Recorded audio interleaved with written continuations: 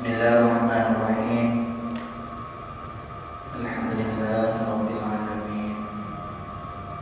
Shalatu wassalamu ala asyrofil mursalin sayyidina wa habibina syafi'ina wa qurrati a'yunina maulana Muhammadin wa ala alihi wa sahbihi ajma'in. Subhanaka la ilma lana illa ma 'allamtana innaka antal alimul hakim. Wa tub 'alaina innaka antat tawwabur rahim. Ishrah li sadri wa yassir li amri wahlul 'uqdatam min lisani yafqahu qawli. Qala al-musannif rahimahullah ta'ala wa nafa'ana bihi wa bi 'ulumihi fid darin. Al-haqqu laisa bimahjubin. Al-haqqu ta'ala laisa bimahjubin wa innamal mahjubu anta. Al-haqqu ta'ala bermula Tuhan kita, yaitu Allah Subhanahu wa ta'ala. Laisa bimahjubin, ia adalah dia bimahjubin, terbimbing dengan sesuatu.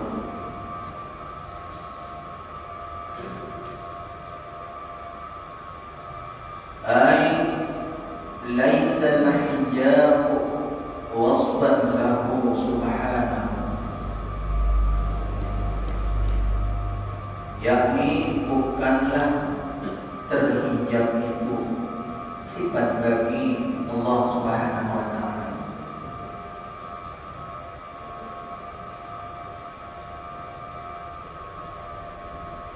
Jadi maksudnya mustahil adanya bagi Allah Subhanahu wa ta'ala itu terbimbing oleh sesuatu atau ditutupi oleh sesuatu.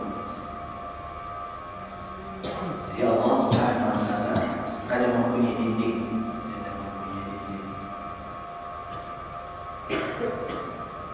karena Allah Subhanahu wa ta'ala itu adalah orang yang paling dekat daripada tiap-tiap sesuatu. Dan Tuhan dalam Al-Quran, wa nahnu aqrabu min hablil warid. Jadi Tuhan, aku ini disebut Tuhan orang yang paling hampir, lebih hampir daripada orang leher kita. Saking dekatnya Allah, kita ada dinding Allah. Fi anfusikum afala tubsirun, dan pada diri kamu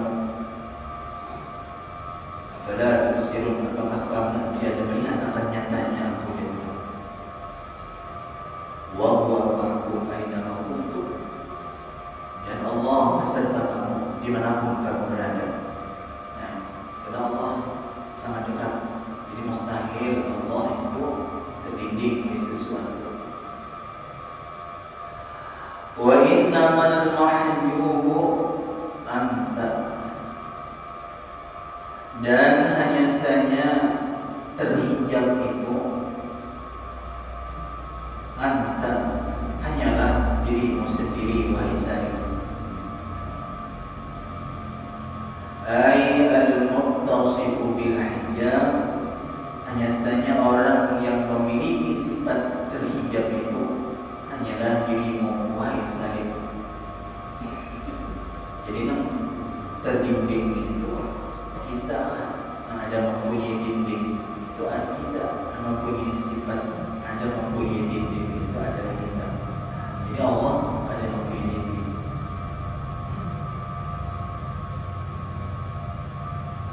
Jadi Allah mustahil mempunyai dinding, atau Allah mustahil terbimbing dengan sesuatu. Yang terhijab itu, yang terbimbing itu, artinya mempunyai hijab itu adalah diri kita sendiri, wahai salimah, wahai murid.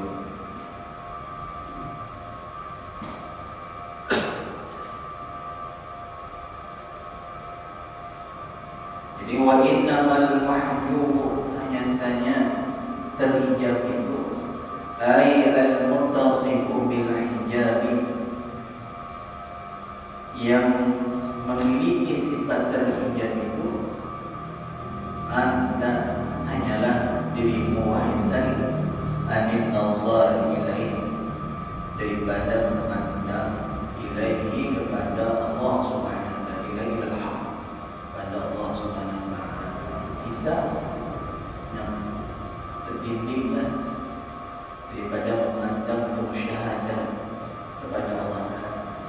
Kita pada kawan memandang dengan mata hati kita pada Allah subhanahu wa ta'ala. Allah nampak baik. Sudah kita bahas dahulu 10 macam daripada ajubiah orang ada. Kaifa ayyahjubahu syai'un, kita paham banyak ada mungkin Allah itu terhijab dari sesuatu. Wa huwa azharu min kulli syai'. Allah itu lebih nampak daripada tiap-tiap sesuatu. 10 macam itu Ibnu Athaillah tadinya merasa ta'ajub sedikit, heran kenapa ya nanti terdidik kamu berada misalnya pada Allah itu paling nampak atas tiap-tiap sesuatu. Itu sudah di awal dulu kita bicara.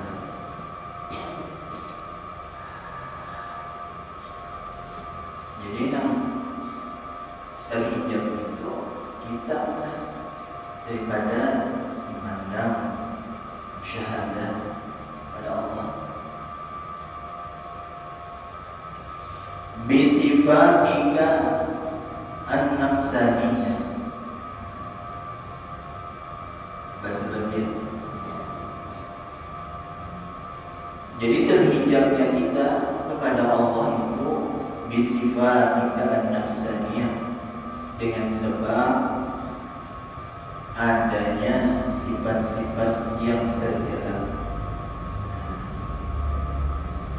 dengan sebab adanya sifat-sifat yang tercela, sifat uyubun nafsaniyah adanya, sifat-sifat yang tercela. Ini namanya di 2 macam.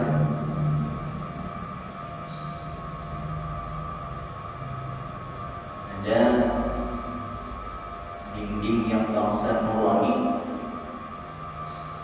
dinding yang bangsa nurani.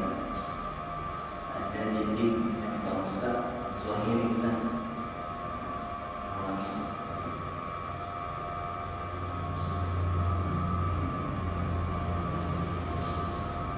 Jadi salah satu dinding adalah sifat-sifat nafsanya, sifat-sifat yang tercela, sifat tercela. Ada dinding yang bangsa nurani itu kembali kepada terhijabnya seorang saling itu dengan ilmu atau dengan amal, misalnya dengan maqam. Bisa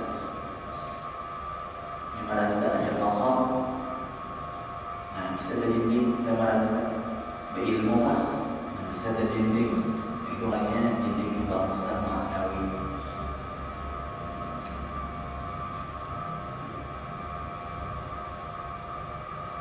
Nah, sifat an-nafsaniyah inilah yang mendidik kita sehingga kita tidak dapat menyaksikan Allah subhanahu wa ta'ala. Padahal Allah maha nampak. Kenapa kita tidak dapat menyaksikan Allah dengan mata hati kita? Karena adanya sifat-sifat nafsaniyah, sifat-sifat kemanusiaan, sifat-sifat yang tercela. Jadi sifat-sifat tercela ini ada sifat nafsaniyah. Sifat nafsaniyah ini seperti suka dimuliakan, sifat nafsaniyah ingin dimuliakan atau ingin karamat atau ingin umpamanya mencari maqam karena menjadi wali umpamanya. Itu sifat nafsaniyah. Ini bisa mendidik kita untuk Yang kedua sifat bahimiyah, sifat kebinatangan, sifat kesenian. Sifat bahimiyah ini berarti ketujuh makan-makan hewan, makan kayak sapi, kambing, kalau coba makan siang hari siang malam. Nah itu sifat bahimiyah. Atau ketujuh kawin, sifat bahimiyah ya. Kawin, sifat kawin, bukan kawin. Nah itu sifat bahimiyah, sifat tercela ya. Yang ketiga sifat syaitaniyah. Sifat tercela sifat syaitaniyah ini seperti hasad, dengki kan, dengki. Yang keempat adalah sifat ar-rububiyah, sifat ketuhanan. Sifat ketuhanan ini artinya seperti ketujuh menjadi Tuhan. Artinya ketujuh artinya dibesarkan orang, atau hubul madah wasana, artinya hendak suka dipuji, sanjung, atau mencari pujian. Nah itu sifat ketuhanan, karena berhak dipuji hanya Allah Subhanahu wa taala. Bersifat isti'la itu sifat kebesaran ketiga itu hanya milik Allah Subhanahu wa taala. Nah, jadi sifat tercela yang keempat inilah yang bisa mendidik kita tawad Tuhan. Ya, kita kadang-kala mata hati kita musyahadah, kadang-kala hati kita muhadarah, kadang-kala hati kita dengan muraqabah kepada Allah Subhanahu wa taala. Itu mendidik kita. Pada Tuhan itu dididik. Apa yang punya? Kadang-kala ingat hati dalam Tuhan, ya. Kadang-kala musyahadah setiap hari dalam Tuhan.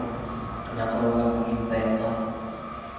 Nah, berarti ada bermasalah hatinya, ada hatinya bermasalah, penyakit ada.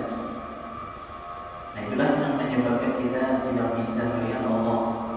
Mata hati kita pada kaum menyaksikan Allah, pada Allah Maha dekat, hampir. Wadahnya Allah lebih hampir main. Itulah maksudnya. Jadi al-haqqu laisa bimahjubin wa innamal mahjub anta linazar ilaih. Anta diri itu engkau yang dibawailah daripada dapat memandang, dapat musyahadah kepada Allah dengan sebab adanya sifat-sifat yang tercela. Itu menyebabkan oleh kita kadang-kala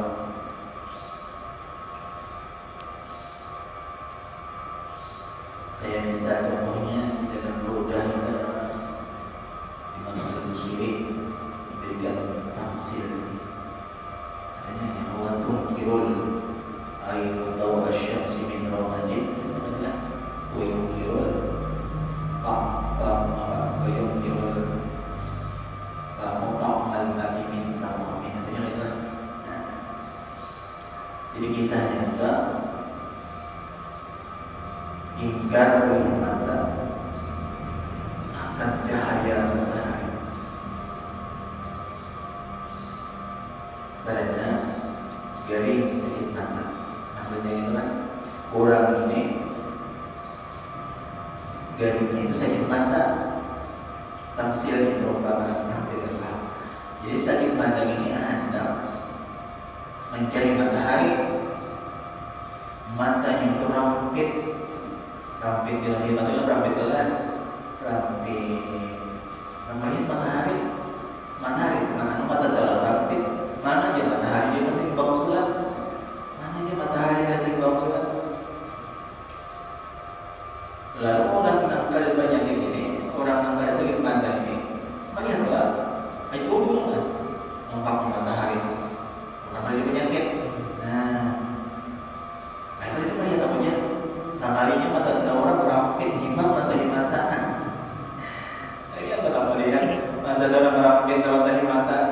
Kenapa melihat? Nah, coba dia mata ada ayatnya. Nah ini kan watumkil ainun daw asyamsi min ramadil adrinya. Mata ini Anda melihatnya matahari, tapi soalnya mata kita dirapi karena imbang lawan tahi mata. Nah, orang garing pulang. Garing ini orang garing itulah bisa juga pahit, liur, ini apa? Zohongnya wadai yang paling nyaman tingkah. Mana ada nyaman ya? Daripada saya orang garing. Ada percaya nyaman wadai. Sekalinya seorang garing pahit dia paling sering nyaman tingkah. Nah, ada masalah tentang garing. Nah jadi artinya untuk kita dapat menyaksikan Allah di mata hati, kita dapat nazar ilaih, kita dapat musyahadah ilaih kepadanya itu. Kalau kita hanya menjahadah atau dinamakan dengan suluk. Pada Tuhan dia ada perjalanan, Tuhan itu ada perjalanan. Tuhan itu ada perjalanan Allah Subhanahu wa taala. Cuma kita berhajat tadinya untuk menghilangkan sifat-sifat tercela tadi. Berapa lamanya, berapa lawasnya umpamanya sampai penyakit tadi hilang pada diri kita, yang dinamakan sunnah, mujahadah. Padahal itu ada perjalanan kelamanya masanya kita meniti jalan spiritual tadi sampai kita bersih hati kita. Berapa lamanya? Tahun, 2 tahun, 3 tahun, berapa tahun? Ada kita makan perjalanan. Padahal ada perjalanan. Karena Tuhan itu hampir. Ada perjalanan berarti jauh kan. Cuma dikatakan suluk ada perjalanan itu karena dalam bahasa kita penitian jalan spiritual itu bisa lawas, bisa lakas, ada perjuangan lah, ada perjuangan dalam suluk. Lalu kita berhajatlah adanya mencari solusi yang cara untuk menghilangkan penyakit batin tadi. Ini batin tadi.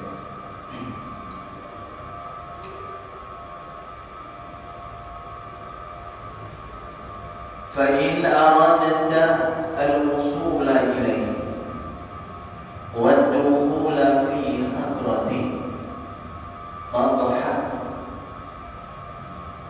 عن عيوب نفسك وعالجها تصل إليه وتشاهده ببصيرتك. فإن أردت الوصول إليه, maka jika ingin engkau al-wusul ilaih akan sampai kepada Allah Subhanahu wa taala. Jadi ujar pengarang ini, jika ada keinginan diri engkau wahai murid ini akan sampai kepada Allah Subhanahu wa taala. Sampai di sini usul yang dibangsakan kepada maknawi lah, bukan sampai yang dibangsakan kepada zatiyah ada. Kalau kita yang malah sampai kita bertemu zat kita dengan zat Tuhan itu mustahil. Sampai, jadi sampai di sini usul yang al-mansub ila al-ma'ani pada maknawiyah. Jadi sampai ini adalah sampai dalam pengetahuan ma'rifat kita, sampai yang dibangsakan kepada tahqiq ilmu kita kepada Allah. Atau sampai dalam pengertian sampainya syahadat kita kepada Allah Subhanahu wa taala. Nah, jadi engkau sampai kepada Allah, sampai dalam pengertian artinya ketahqiqan ilmu kita kepada Tuhan. Wa dukhula fi hadratih, adab kepada usulah, dan ingin masuk di dalam hadrat Tuhan. Hadrat ini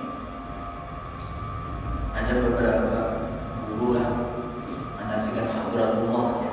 Seseorang ini artinya masuk di dalam hadratullah ya. Nah, kita harus tahu itu masuk ke seorang dalam hadrat Tuhan kayak apa. Dan ini kita berada dalam hadrat Tuhan. Jadi maksud daripada seseorang yang masuk di dalam hadratullah ini ialah satu, yaitu orang yang senantiasa ingat hatinya lawan Tuhan. Itu hadratnya. Dan dawamul hudur ma Allah. Ya, karena di hadrat itu apa? Ada di hudurul qalbi ma Allah di kulli sa'atin. Itu di hadrat dalam hanya berbicara tentang ilmu tasawuf dalam hadrat. Jadinya kalau kita ingin dapat kita hadir hati lawan Tuhan, senantiasa lawan Tuhan. Itu satu tafsir. Ada mengatakan dalam hadratnya. Ada yang mengatakan arti hadrat ini adalah yaitu bahwa si hamba atau si murid ini diberikan Tuhan, dirasakan oleh Allah Ta'ala bahwa dirinya itu adalah qaim dengan wujudnya Allah. Merasakan bahwa dirinya itu adalah lepas daripada Allah, rasa bergerak berdiam dengan Allah, mendengar dengan Allah, berkata-kata dengan Allah, hidup merasa dengan rasa dengan hayatnya Tuhan. Nah, bergerak dengan rasa kudrat dan tidak begitu ini orang yang masuk dalam hadrat Tuhan. Yang al-qaim bil haqiqat, orang yang berdiri dirinya bil haqiqat dengan hakikatnya, orang yang senantiasa merasakan Allah itu muhit dengan dirinya oleh hadrat. Ada dua yang dinamakan sampai di sini adalah disampainya kepada Allah itu apabila seseorang itu diberikan Allah ketetapan di dalam hatinya itu dapat memandang Allah, dapat yang itu tadinya isbatkan dalam hati bahwa misalnya artinya berbuat itu hanya Allah, mawujud itu hanya Allah dalam hatinya, tapi dengan tamakkul dalam musyahadah wa dawamuha wa ittisaluha. Artinya diberikan Tuhan ketetapan di hati, menisbatkan di hati bahwa Allah hanya yang berbuat, Allah hanya yang menjadi fa'il hakiki tadi, Allah hanya yang mawujud di hatinya. Itulah orang yang dinamakan al-wasil. Wasil tadinya ketahqiqan ilmunya dengan di hati. Dan Tuhan tetap hatinya yang awal memandang Allah, hadir hanya dalam Tuhan. Nah, jadi apabila ingin engkau wahai murid, wahai salik akan sampai kepada hadrat Tuhan atau masuk di dalam hadratnya, lalu solusinya apa? Babahas an uyubi nafsika. Nah, babahas ini jawab banyak itu jawab ini itu syartiyah. Jadi banyak baru jazam dan jawab. Kedua jazam. Babahas, maka periksa atau koreksi. Nah, maka koreksilah oleh engkau wahai salik an uyubi nafsika, hanya daripada keaiban, kecelaan diri engkau.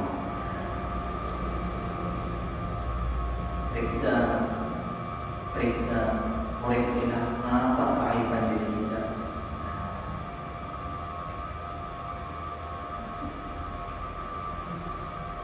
Oh, aku kayaknya masih ini lagi, misalnya banyak lagi sifat-sifat yang tercela.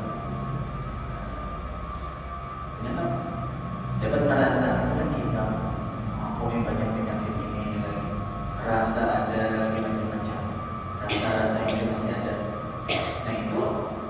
dikoreksi itu, dibahas. Karena itu yang mendidik mata hati kita sehingga mata hati kita itu ada dalam musyahadah, kadang kala muhadarah, kadang kala tadi tiba-tiba hilang Tuhan. Nampak ini kadang kala itu terbaik, makan takbir sudah hilang dia. Kemana banjir kemana? Periksa kita ada bermasalah hati kita. Wajib kita mengubahnya itu. Kita tahu mati. Ini ada ma'rifat kita yang tak. Nah jadi koreksi. Kemudian sesudah kita periksa, kita koreksi. Oh ada aib kita, kecelakaan diri kita. Lalu wa'alijah dan obati olehmu. Obatilah olehmu akan uyuban nafsani. Uyuban nafsik tadi. Obatilah. Obati. Jadi mengobati inilah, mengobati sifat-sifat tercela ini ada tiga cara mengobati. Pertama, kita mengobati uyubun nafsik tadi, sifat-sifat yang tercela tadi, keaiban-keaiban diri tadi, jahiliyah, subhanallah, hubur macamnya, sadaqi, hubul manda, hubul biasa macam-macam. Empat sifatnya. Pertama adalah kita dengan menuntut ilmu, belajar tentang ilmu pembersihan hati, yaitu ilmu tasawuf. Belajar ilmu tasawuf, ilmu berkaitan tentang pembersihan hati.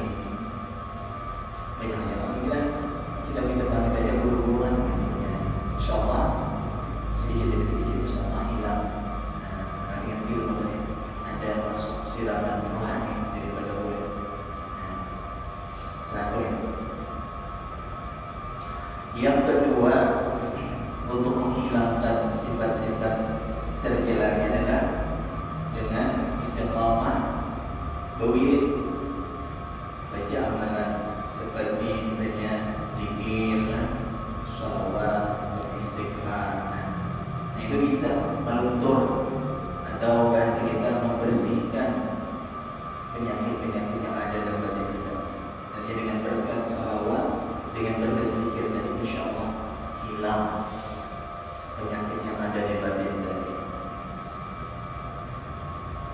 Di dalam Al-Quran, innal muluka idza dakhalu qaryatan afsaduha. Idza ja'a al-haqq wa zahaqa al-batil, innal batila kana zahuqa. Apabila telah datang yang hak ini adalah Allah, jadi dengan zikrullah. Boleh al-haq ini adalah Rasulullah dengan salawatnya. Apabila masuk yang hak tadi dalam hati kita, yang dalam wazah al-batil, niscaya sirna lenyaplah al-batil, tadinya penyakit rohani tadi. Innal batila kana zahuqa. Sungguhnya yang batil pasti lenyap.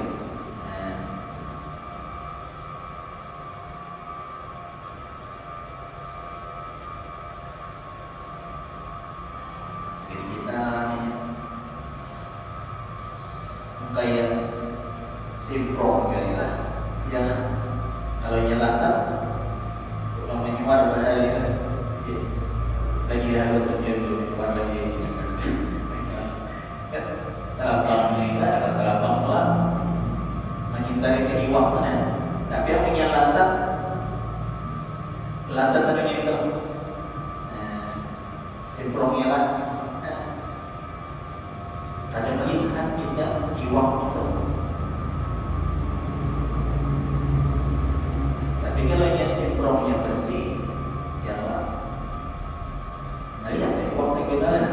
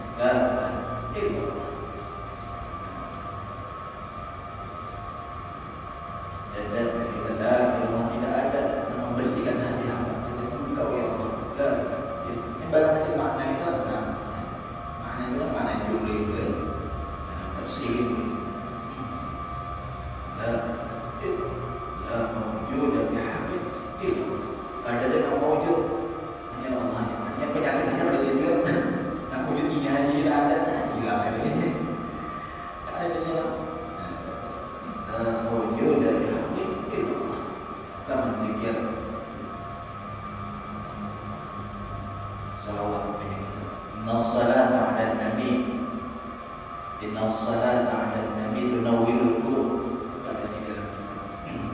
Sungguhnya selawat, baca selawat kepada Nabi kita itu tunawwirul qulub, memberikan nur ma'rifat di hati kepada sisanya.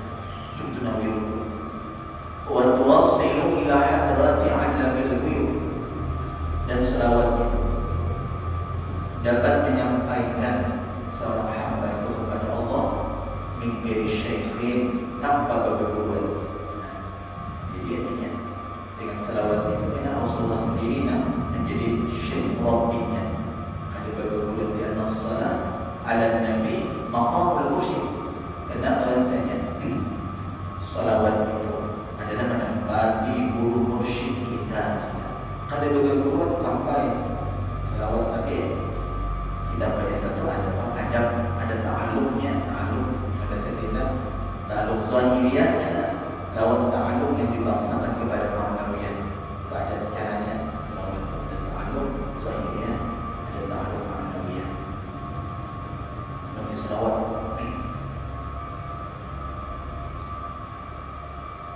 Kita menyebut selawat lah, Allahumma shalli ala Muhammad.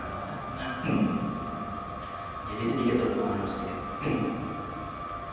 Jadi ta'alluq yang bangsa, ta'alluq intinya hubungan yang zahir itu. Ketika kita membaca sholawat tadi, kita mesti situ musyahadah, memandang kepada Rasulullah SAW. Itu ta'alluq yang zahir. Maka yang kita pada biasa melihat Rasulullah. Jadi kita punya kalau kita pernah bermimpi kepada Nabi kita, misalnya kita bermimpi lah Nabi kita. Jadi ketika kita membaca salawat ta'alluq zahir itu, kita ketika kita baca salawat kita memusyahadahkan rupa Rasulullah SAW ketika dia baca salawat, kita ta'alluq zahir.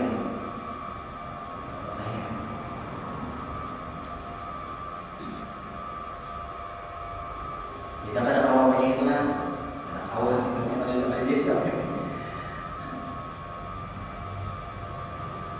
Atau bisa juga ta'alluq zahir ini banyak ta'alluq zahir. Kita banyak bermimpi seorang guru, lalu ujar ulang dalam mimpi tadi, hadza Rasulullah. Katanya guru tadi ini Rasulullah. Padahal dari bapak Alim kita tadi rupanya sekarang itu kan guru atau. Itu berarti itu khalifahnya Rasulullah kita. Kita boleh minta situ ta'alluq lafzi, ta'alluq zahir itu, mengusahakan rupa guru tadi. Ini adanya Nabi Syekh adanya kurang ya, mengusahakan guru tapi gurunya al-muttasil bi Rasulillah SAW. Jadi kita waktu belajar selatan, kita memandang rupa guru tadi, karena guru itu khalifahnya Nabi, guru itu wali guru itu wali. Boleh kita banyak. Ada juga umpamanya nih, kita ada jadi bermimpi guru biasa ada umrah biasa. Pernah kalau kita berkunjung kepada kubur Rasulullah, ketika baca selawat bayangkan kuburnya Rasulullah SAW di Madinah. Itu jadi kita selawat bayangkan kuburnya Rasulullah SAW. Begitu caranya ta'alluq yang bangsa zahir. Hanya ta'alluq zahir. Adapun ta'alluq yang bangsa maknawi, ketika kita membaca sholawat tadi adalah jangan merasa kita membaca sholawat boleh langsung kepada hakikat, boleh langsung kepada ma'rifat. Jadi kalau kita kembali kepada langsung kepada Allah, ini dalilnya innallaha wa malaikatahu yusholluna 'alan nabi. Bahwasanya mengucap salawat itu hakikatnya Allah pada kita. Bisa dengan Allahumma sholli. Nah, ketika Allahumma sholli itu kita menghadirkan hati kita bahwa memuji dari nama agung membesarkan Rasulullah itu hakikatnya adalah Allah Subhanahu wa taala. Jangan seorang yang tadi pikir ada Allah sampai. Yang kita alur maknawinya aja. Kita alur maknawi itu tadinya ketika kita membaca selawat tadi, sebenar-benar yang membaca selawat itu adalah Allah Subhanahu wa taala. Inna Allaha wa malaikatahu yusholluna 'alan nabi. Allahumma shalli. Kemudian lihat dan guru Qasim. Jadi ketika Allahumma shalli, waktu shalli itu jangan kita lagi itu Allahumma shalli shalli itu kan amar shalli itu fa'il itu Allah sifat. Ya Allah ya Tuhanku, tambahi rahmat dan kasih sayang-Mu ya Allah. Kali kita ada Allah Sayyidina Tasmahu kami yaitu Nabi Muhammad. Jadi boleh kita berturun sedikit, Ta'aluk maknawinya bahwa mengucap salawat itu sebenarnya adalah Nur Muhammad sallallahu alaihi wasallam. Boleh ini? Betul sedikit.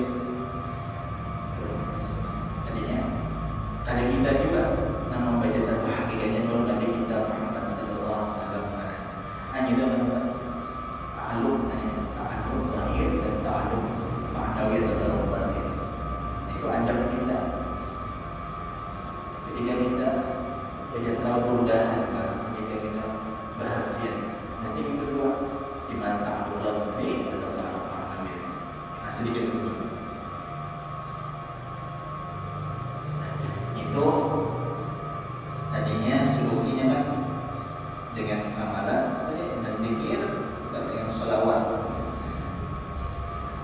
Yang ketiga, solusi yang ketiga untuk menghilangkan uyub nafsiyah ini adalah yaitu kita mencari guru yang merabbi musyrik. Mencari guru pembimbing jasmani kita dan rohani kita, itu yang bisa mengobati penyakit batin kita. Jadi guru, guru yang mengobati, yang menyaksikan batin, yang kasyaf, guru yang kasyaf, penyakit batin. Menjadi yang tiga itu, insyaallah kita hilang penyakit kita dari mengaji kan, mengaji dulu sampai diamalkan. Kemudian banyak ilmu ini, hari guru yang bisa membimbing kita rohani kita hilang, insyaAllah hilang. Nah kalau kita sudah kita obati, hilang sudah penyakit ini, tausil ilaihi, niscaya sampailah engkau ilaihi kepada Allah Subhanahu wa taala. Sampai sudah pada sehingga Allah sudah terbuka gitu. Pokoknya matahari tadi misalnya apa tuh lebih cukup ya kan. Artinya hati kita tuh dapat musyahadah, dapat muraqabah, dapat muhadarah. Wa tusyahidhu, dan niscaya dapat engkau memandang akan Allah itu di basiratika dengan mata hati, dengan mata batinmu. Jadi ya sudah bersih mata hati kita. Kalau kita perhiasan dengan sifat-sifat kepujian, kalau kita dapat memandang Allah dengan mata hati kita. Jadi mudah-mudahan ya Allah Subhanahu wa taala membersihkan hati kita yang dibuat Tuhan bimbing kainan bimbing daripada sifat manusia sehingga kita dapat menyaksikan Allah dengan mata hati kita. Disiring Nabi wa